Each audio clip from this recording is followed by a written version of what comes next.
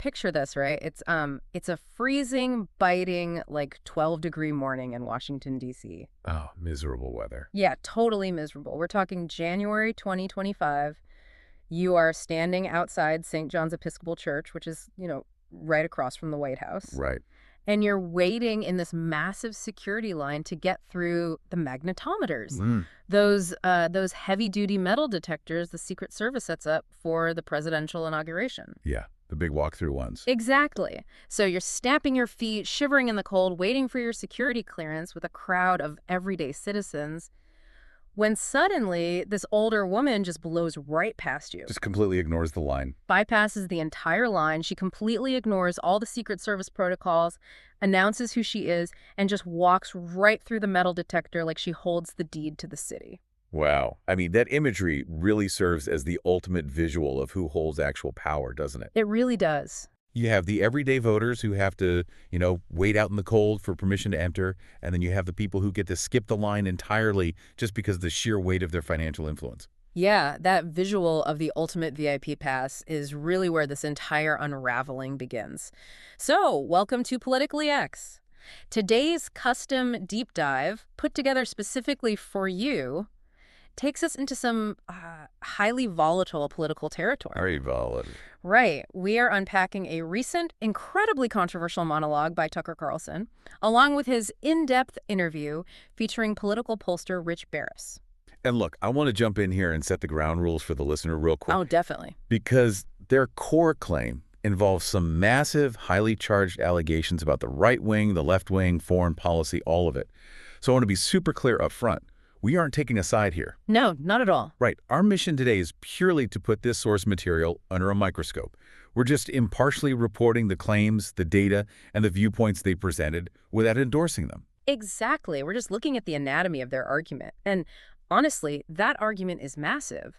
They're claiming that we are currently witnessing the definitive, quote-unquote, death of MAGA and a historic fracturing of the Republican Party. It's a bold thesis. And to understand the gravity of what Carlson and Barris are proposing, you really have to look at the unprecedented scale of the events they outline. Yeah, jaw-dropping is really the word I'd use. We're going to unpack how a staggering $35 million was spent on a single local congressional primary. Which is insane. Totally insane. Plus, we're looking at a sudden push for a military draft, a presidential 180-degree policy pivot, and polling data that shows this unprecedented generational war between millennials and, well, what Barris calls the Fox boomers. Yeah, the Fox boomers. And to understand how the party supposedly reached this breaking point, we really need to trace the causal link back to that freezing morning at the church. Right, to the woman who skipped the line. Exactly. The woman blowing past the Secret Service was Miriam Adelson. She's a mega donor, the widow of casino magnate Sheldon Adelson, and, according to Carlson's monologue, one of the single biggest financial backers of the Trump campaign. Right, and Carlson explicitly points out that her primary, self-admitted political focus is American support for Israel. Yes, and watching her brush past everyday Americans who were waiting in the cold to go pray for a new America First presidency, it gave Carlson this sinking feeling. He called it a dark omen, right? Yeah, a dark omen for the administration to come. And he uses that omen as the direct catalyst for a historic political primary that just took place in Kentucky's 4th District. Okay, let's get into that race. So this is the race where Thomas Massie, who was a wildly popular 7-term Republican incumbent, was unseated. And the underlying reason for his defeat, according to the source material here, is that Massie was the single solitary Republican out of 217 in the House who refused to take money from the Israeli lobby. He was literally the only one. And because he stood alone, this unprecedented avalanche of money came crashing down on his campaign. Carlson highlights that $35 million was spent to defeat Massie. In Kentucky. Right. We really need to put that in perspective for you guys. We're not talking about a massive, expensive media market like New York City or Los Angeles. This is Kentucky's 4th District. It's a relatively cheap market. Exactly. And his opponent, this candidate named Ed Galrin, literally ran on a platform advocating for a military draft to fight a war in Iran. Which is just wild to think about. It is. And immediately following Massie's loss, AIPAC, the American Israel Public Affairs Committee, publicly tweeted a victory lap, celebrating the defeat of an anti-Israel candidate. And, the financial disparity is really what makes this so abnormal. Hmm. $35 million in a Midwestern or Southern congressional district like that is statistically absurd. Yeah, what's a normal amount? A normal, highly competitive primary in that kind of market might see, I don't know, $500,000 spent. Maybe, on the absolute most extreme high end, $2 million. Right, which is why I am really struggling to wrap my head around the strategy here.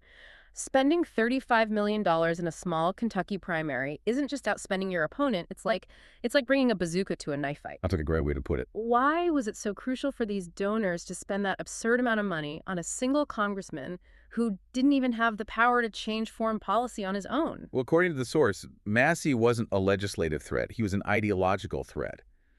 By standing completely alone and saying out loud that American tax dollars shouldn't fund foreign interests, he basically revealed the game to the public. Ah, I see. So Carlson argues that the true goal of that $35 million wasn't just to win a single seat, it was a humiliation ritual. A humiliation ritual, meaning they wanted to make an example of him. Precisely. They needed to make a terrifying, highly visible example out of him to ensure that absolutely no one else in the entire party would ever dare to question the lobby. That makes a terrifying kind of sense. But, okay, if Massey was systematically targeted by these establishment mega donors to enforce compliance, here is where it gets really puzzling. Okay, where? Why did Donald Trump, the guy who famously rode down the golden escalator as the ultimate anti-establishment drain the swamp candidate, why did he actively collude with those same donors to destroy Massey? Yeah, that's a huge shift. Carlson's monologue spends a huge amount of time analyzing Trump's massive policy pivot here. He highlights this totally bewildering moment where Trump recently bragged about having a 99% approval rating in Israel. Which is a crazy thing to brag about when you're the American president. Right, because he was boasting about it while simultaneously sitting at a 35% approval rating among everyday Americans at home. It's a complete 180-degree turn. And according to the claims in the source material, Trump abandoned his populist base over two distinct issues. One, pushing for a regime change war in Iran, and two, absolutely refusing to declassify the Jeffrey Epstein files. Okay, the Epstein component is wild. Carlson dives into the sheer absurdity of Epstein's life. He brings up this bizarre detail that Epstein somehow won Powerball in Oklahoma for $30 million. Even though he had absolutely no ties to the state. Right. And his highly suspicious death in federal custody was never truly investigated. So in this narrative, Epstein is the ultimate symbol of ruling class corruption. And Carlson claims Trump started hating Thomas Massey specifically because Massey relentlessly demanded the release of those Epstein files. He just wouldn't let it go. Yeah. But I have to push back on the logic here a bit. I'm trying to follow Carlson's thread. He says Trump shut down the Epstein files because it implicates his own donors. But how on earth does that connect to foreign policy and an Iran war? Aren't those completely different arenas? On the surface, yeah, they seem completely disconnected. But when you look at pollster Rich Barris's analysis, the connection becomes clear. They are intimately linked by the concept of corruption and secrecy. Okay, how so? Barris describes the Epstein cover-up and the sudden push for an Iran war as this 1-2 combo right to the chin of MAGA. It's about voter betrayal. Voter betrayal? Yeah. Think about why voters elected Trump. They voted for a wrecking ball. They wanted someone to destroy the corrupt establishment. But by protecting Epstein's secrets and starting an unpopular war in the Middle East at the behest of foreign lobbies, Trump signaled he had aligned himself with the exact globalist interests he originally campaigned against. Oh, wow. Okay, so the wrecking ball basically joined the country club it was supposed to demolish. Exactly. That makes it incredibly clear. And once Trump shifted his allegiance, the broader media and federal institutions immediately fell in line to enforce this new status quo. Suddenly, any criticism was treated as a severe offense. Yeah, Carlson describes this as the most aggressive outbreak of identity politics in history. Questioning a foreign nation was suddenly equated with a hate crime. Right. The media treatment of Massey was insane. Mainstream outlets like CBS News and even right-wing commentators like Mark Levin use the exact same playbook. They repeatedly smeared Massey as an anti-Semite just because he opposed foreign aid. Levin even claimed Massey's supporters were radical jihadis. Radical jihadis. And it Yep. wasn't just pundits. The Trump DOJ actually launched a multi-city anti-Semitism tour, and they got Fox News contributor Leo Terrell to lead it, a guy who, according to the source, has 11 IRS tax liens against him. The irony there is just heady. A guy allegedly dodging federal taxes, leading a federally funded tour to silence citizens questioning how their tax dollars are spent overseas. It's galactic-level irony. But this brings up a huge mechanical question for me. Let's look at Massey's opponent, Ed Galrin. Galrin literally refused to debate Massey. He's a ghost. A total ghost. He ran on drafting American kids to go die in Iran, which is a universally hated platform. Plus, his victory party on election night was completely empty. So if you have a candidate like that, how on earth does he actually get enough votes to win? Even with $35 million, how does money turn into votes for a ghost? That is the core question, and it's where Barris's polling data comes in. The $35 million wasn't used to persuade the general public. You can't persuade a normal voter to support a military draft. Instead, that money funded an incredibly sophisticated, precision-targeted voter operation. They used massive data mining to identify the exact media consumption habits of a specific demographic. They basically ignored the broader populace and just relentlessly targeted one highly susceptible group to steamroll the opposition. Which brings us to the most fascinating part of this deep dive, the resulting generational fracture. This targeted strategy ousted Massey, but according to Barris, it has fundamentally broken the Republican Party's voting coalition. The generational divide is absolutely stark. I mean, Massey was actually crushing Galrin with millennials by a 3-to-1 margin. A 3-to-1 margin. So where did Galrin find the votes? That $35 million was spent specifically to activate the Fox boomers. Older voters who still implicitly trust institutional media and are highly susceptible to traditional war propaganda. Okay, so they bypassed the youth vote entirely. Yes, but the blowback is massive. Younger voters, Gen Z and millennials, are just totally checking out. For the first time ever measured, under 45 America First voters widely view the situation in Gaza as a genocide. Wow. These are historically conservative youth voters who are entirely disconnected from the boomer media consensus. The $35 million propaganda spend doesn't even reach them. And the broader polling data Barris shares is honestly apocalyptic for the Republicans. He points out they're currently down by 11 points on the generic ballot. Which is a historic bloodbath. Much worse than 2018. And the MAGA identification drop is the craziest stat. Among 18 to 29-year-old Republicans, identification with the MAGA movement plummeted from 56% all the way down to 36%.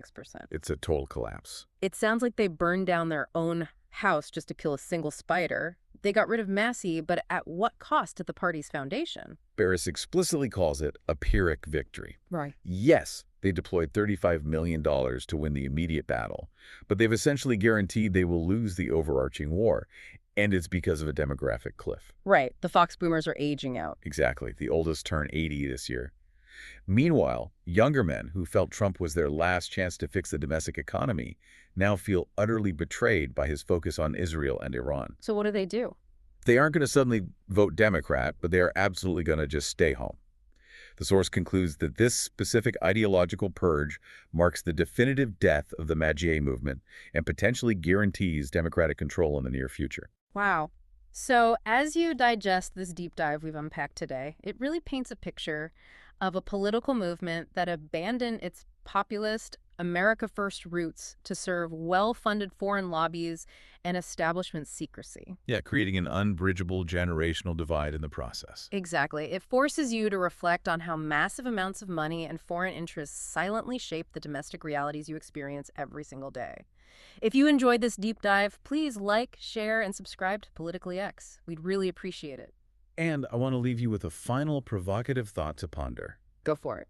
If the traditional two-party system is increasingly fracturing along these stark generational lines, with younger voters feeling entirely alienated by the unified foreign policy of both major parties, could this exact crisis be the pressure cooker required to finally forge a viable, independent third party in American politics?